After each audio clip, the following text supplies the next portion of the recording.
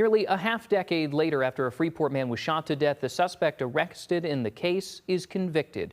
23-year-old Montrell Scott will be sentenced May 6th to 2 counts of first-degree murder, aggravated discharge of a firearm, and of a machine gun. Back in February 2022, police responded to the area of Galena and West Dexter Streets for a shooting.